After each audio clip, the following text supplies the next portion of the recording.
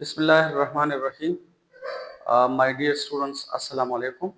I am Dr. Mateen, Department of Physics, Islamia College, Peshawar. Dear students, last time we were discussing these tips and tricks which are especially used for the solution of MCQs in physics. So, trick number one was determination of dimensions. Number two was determination of units. These two tricks uh, were explained in lecture number one. Okay? Number three, identification of graphs. Number four, solution of short uh, tricky uh, tricky numericals. Okay? And these two were explained in lecture number two. Today we are going to study identification of statements of laws and definition of physical quantities. Okay, so this is lecture number three. Uh, we studied repeatedly and thoroughly कि physics में सबसे important चीज क्या है? Formula. Okay, फार्मूले के बगैर physics में एमसीक्यूज जो है वो हम सॉल्व नहीं कर सकते. अगरचे बाज डेफिनेशन से रिलेटेड होते हैं या ग्राफ से रिलेटेड होते हैं तो वो हेंस हमने बार बार स्टडी किए हैं. ये जो ट्रिक नंबर 5 है, identification of statements of loss. Number one तो ये है कि किसी भी लॉ का डेफिनेशन नहीं होता, स्टेटमेंट होती है. फॉर एग्जाम्पल आप कहते हैं, मसलन अगर आपके पेपर में आ जाए कि define first law of motion तो ये गलत है, या define second law of motion तो ये गलत है, या for example define third law of motion तो ये गलत है. ठीक है, examiner should put the question like this कि state first law of motion, state second law of motion and so on. So statement को भी हम मैथमेटिकल इक्वेशन से, लॉ की जो मैथमेटिकल शेप होती है, जो मैथमेटिकल इक्वेशन होती है, उस इक्वेशन से we can identify the statement of a law. तो इससे रिलेटेड जो मॉडल एमसीक्यू है, model MCQ number one, this MCQ is related to trick number 5.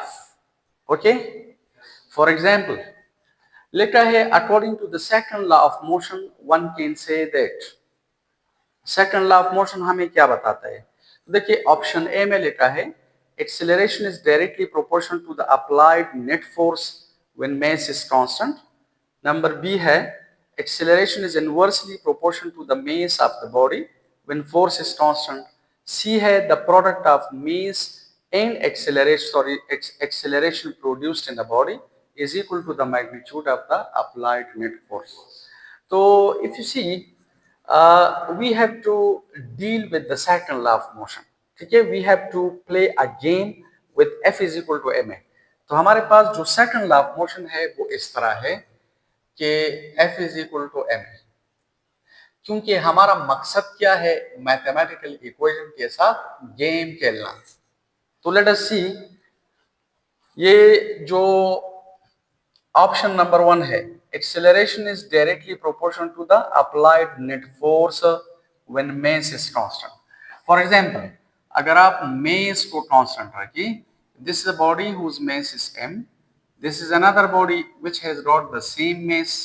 Okay, और इस पर अगर आप सपोज थोड़ा सा फोर्स अप्लाई करें तो कम फोर्स का मतलब है कम एक्सेलरेशन, और अगर इस पर आप ज्यादा फोर्स अप्लाई करें तो ज्यादा फोर्स का मतलब है ज्यादा एक्सेलरेशन. तो if you see, this is a self explanatory diagram. The diagram is talking itself. If you see, कम फोर्स का मतलब है कम एक्सेलरेशन, ज्यादा फोर्स का मतलब है ज्यादा एक्सेलरेशन, लेकिन this is possible only when mass is constant. So we conclude from here कि acceleration is directly proportional to the applied force when mass is constant. It means option A is correct. Now, अगर आप B देखिए, acceleration is inversely proportional to the mass of the body when force is constant. For example, अगर ये हमारे पास एक body है and this has got a particular mass m, and this is another body जिसका mass ज्यादा है, अगर आप ऐसा करें इस पर भी फोर्स अप्लाई करें F, और सेम फोर्स आप इधर भी अप्लाई करें F, ठीक है, फोर्स इज द सेम। इस बॉडी का मेस कम है तो एक्सेलरेशन ज्यादा, और इसका मेस ज्यादा, acceleration come. So this diagram shows that acceleration is inversely proportional to the mass of the body, लेकिन बेसिक कंडीशन ये है कि the force should remain constant। अगर आप फोर्स को कांस्टेंट रखें तो ये लॉ हमें बताता है कि acceleration is inversely proportional to the mass of the body। और ये जो C है ये तो इजी है, आप लोग देखिए F is equal to ma, तो F is equal to ma से वी कैन अंडरस्टैंड कि this is the product of mass and acceleration. If you see product dot या cross ना, simple product, the product of mass and acceleration produced in a body is equal to the magnitude of the applied force, and we can understand this from the mathematical form। तो look at option A सही है, B भी सही, C सही है, तो it means all of them, तो सही ऑप्शन है D। Now we are coming to another model MCQ। Okay, now we are going to study another model MCQ. This is MCQ number 2, okay, which is related to trick number 5। Trick number 5 हमारा क्या है, ठीक है, identification of statements of loss। तो look at MCQ है, according to the second law of motion, one can say that option A में लिखा है the dot product of mass and acceleration produced in a body is equal to the magnitude of the applied net force. B में लिखा है cross product, और सी में लिखा है सिंपल प्रोडक्ट, और डी में लिखा है नन ऑफ देम। तो dear students, whenever you read an MCQ, तो एक मेथड ये भी है कि ऑप्शन में जो गलत गलत है वो आप पहले सेलेक्ट करें, जो गलत है वो सेलेक्ट करो, ठीक है। तो गलत अगर आप एलिमिनेट करें तो वो सही रह जाएगा। This is another method. बहरहाल, if you again apply the second law of motion, यानी we have to apply the formula. So the mathematical form of the second law of motion क्या है, F is equal to ma। गौर से देखो, if we are going to write it down in vectorial form, so in vectorial form force can be written as, you know, force is a vector quantity, mass is scalar, or acceleration is also a vector quantity। अच्छा, एक बात आप याद रखिए, acceleration is a vector quantity, mass scalar है। तो remember, scalar और vector का जो प्रोडक्ट होता है ये न डॉट होता है न क्रॉस। इधर हम न डॉट प्लेस कर सकते हैं न क्रॉस। तो आप लोग देखिए ये न क्रॉस प्रोडक्ट है न डॉट है, क्योंकि डॉट प्रोडक्ट या क्रॉस प्रोडक्ट दो वेक्टर्स के दरमियान होता है। मसलन आप कहते हैं W is equal to F dot D, you know this is a vector, this is a vector, दरमियान में डॉट है, तो the result must be a scalar quantity. लेकिन इस इक्वेशन की जो लेफ्ट हैंड साइड है this is a vector quantity, तो यहां पर हम डॉट प्लेस नहीं कर सकते because this is scalar and because this is vector, तो ये डॉट प्रोडक्ट नहीं है। और क्रॉस भी प्लेस नहीं कर सकते।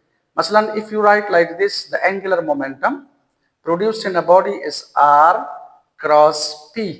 You know linear momentum is a vector quantity, R is a vector quantity, angular momentum is also a vector quantity। तो यहां पर तो ये वेक्टर है, लेकिन प्रॉब्लम ये है कि दिस इज अ स्केलर। तो याद रखें ये जो F is equal to M है, तो ये ना मेस और एक्सेलरेशन का डॉट प्रोडक्ट है, क्योंकि डॉट प्रोडक्ट हमेशा हम दो वेक्टर्स का लेते हैं, और न क्रॉस प्रोडक्ट है, क्योंकि क्रॉस प्रोडक्ट भी हमेशा दो वेक्टर्स का हम लेते हैं। इसी वजह से this is the simple product. तो ये वाला ऑप्शन गलत है, ऑप्शन ए गलत है, ऑप्शन बी ये भी गलत है। ऑप्शन सी अगर आप देखिए, the product of mass and acceleration produced in the body is equal to the magnitude of the applied net force. तो this option is matching with the mathematical form of the second law of motion। और D में लेके none of them, तो याद रखिए सही option है option C. Okay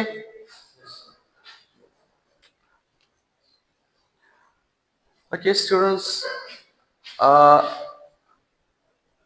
trick number 5 identification of, sorry, number 6 trick number last, ठीक है, which is definition of physical quantities. तो बस फिजिकल क्वांटिटीज को, बस टर्मिनोलॉजीज को भी हम मैथमेटिकल फॉर्म से, मतलब फार्मूले से डिफाइन कर सकते हैं. For example, if you look at the model MCQ number 1, तो एमसीक्यू की जो स्टेटमेंट है वो है acceleration is basically defined as,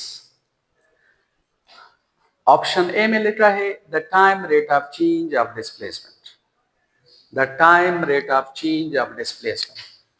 देखिए, I can write it like this, the time rate of change of displacement. तो time rate of change of displacement को we call velocity. Is it? Time rate of change of displacement is called velocity. For example, if I am standing here, okay, and with the passage of time I don't move, displacement में change नहीं आ रहा, no change in displacement is here, so it means I am at rest and the velocity is zero, क्योंकि velocity means motion.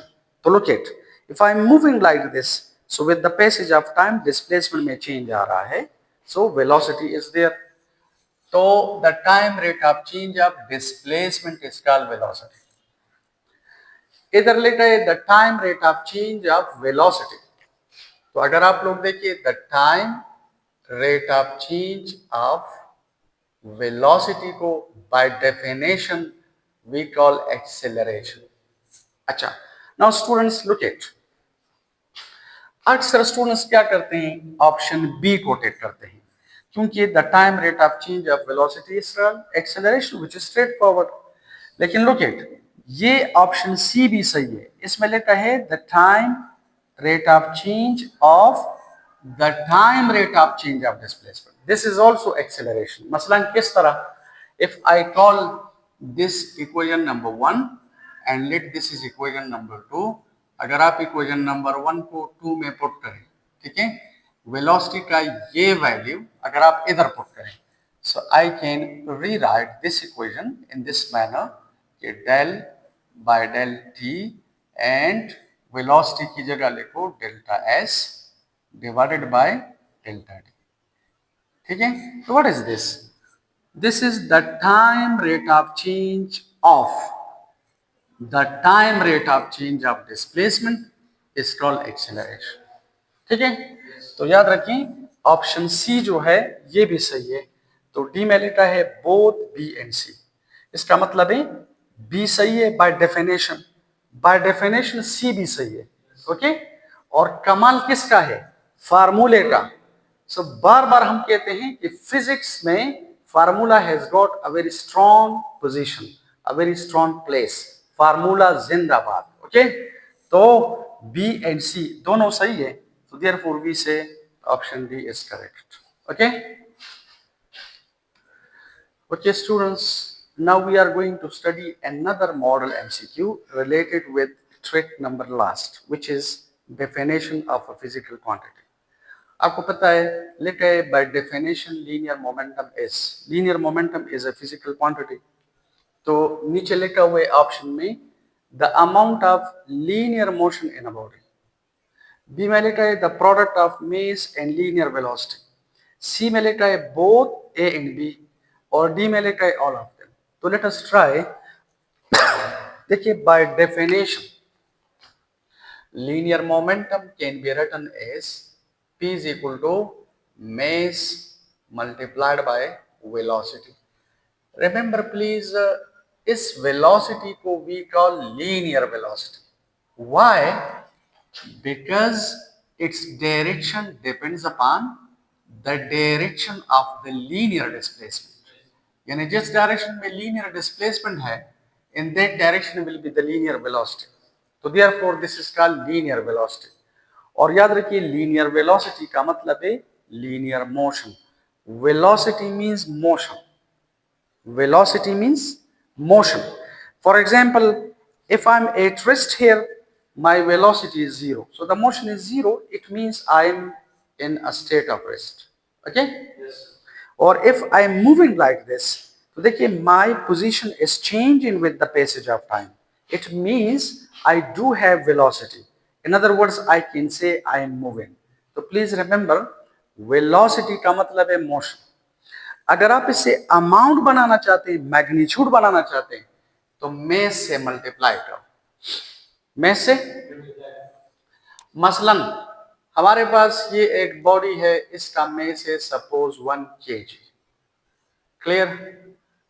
और ये 2 metre पर second velocity से जा रही है. And this is another mess. Okay, अगर ये 10 kg है और ये भी 2 मीटर पर सेकंड वेलोसिटी से जा रही है, तो by definition, according to this equation, if I apply this formula, तो mass multiplied by velocity, आप ये दोनों मल्टीप्लाई करें, 1 multiplied by 2, I'll write 2 kg metre पर सेकंड. और अगर आप ये दोनों मल्टीप्लाई करें तो 10 multiplied by 2, I'll write down 20 kg metre पर सेकंड. If you see, इस बॉडी की वेलोसिटी और इस बॉडी की वेलोसिटी सेम है, मोशन तो सेम है, दोनों साथ साथ जा रही है, साथ साथ, लेकिन इसमें अमाउंट ऑफ मोशन ज्यादा है, इसमें अमाउंट ऑफ मोशन कम है. व्हाई? बिकॉज इसका मेस ज्यादा है, इसका मेस कम. यानी मैसिव बॉडी और light body, if they are moving with the same velocity, so the massive body will have more amount of motion as compared to the light one. Because momentum का असल मतलब ये है कि how easy या difficult is to stop a body. अब मसलन देखिए, दो बॉडीज आ रही हैं, सपोज एक का मेस कम है, एक का ज्यादा है, तो आपको पता है हेवी मेस को हम इजीली स्टॉप नहीं कर सकते, लाइट बॉडी को हम इजीली स्टॉप कर सकते हैं. So if the two bodies are coming with the same velocity, तो हेवी बॉडी का लीनियर मोमेंटम ज्यादा होगा और लाइट बॉडी का लीनियर मोमेंटम कम. तो लीनियर मोमेंटम का मतलब है अमाउंट ऑफ लीनियर मोशन. तो ऑप्शन ए सही है. ऑप्शन बी देखिए, the product of mass and linear velocity. Again इससे पहले जिस तरह हमने पढ़ा, what is mass? Scalar. What is velocity? Vector. तो स्केलर और वेक्टर का प्रोडक्ट क्या होता है? हमेशा सिंपल होता है. ये न डॉट होगा या न क्रॉस, क्योंकि डॉट प्रोडक्ट और क्रॉस प्रोडक्ट दो वेक्टर्स के दरमियान होता है.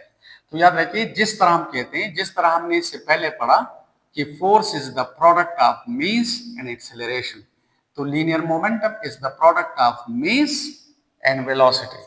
तो देयरफॉर ए और बी दोनों सही है, यानी ऑप्शन सी सही है. और डी में लेके ऑल ऑफ देम. तो देखिए, ए सही है, बी सही है, सी सही है, तो ऑल ऑफ देम सारे सही है. Is it? तो डियर स्टूडेंट्स, 3 लेक्चर्स में वी स्टडीड दीज 6 ट्रिक्स या टिप्स. इंशाल्लाह नेक्स्ट लेक्चर में we will properly take a start from chapter number 3. Chapter number 3 से we will take the start, because chapter number 1 और chapter number 2 जो first year है वो smart syllabus में नहीं है. ओके, तो chapter number 3 से we will properly take a start. और start इस तरह होगा कि जो भी टॉपिक सिलेबस में है, पहले I'll summarize that, उसका that topic यानी उसका जो कंसेप्ट है वो समराइज करेंगे, और फिर टॉपिक वाइज जो है we will do the MCQs इंशाल्लाह. Thank you very much.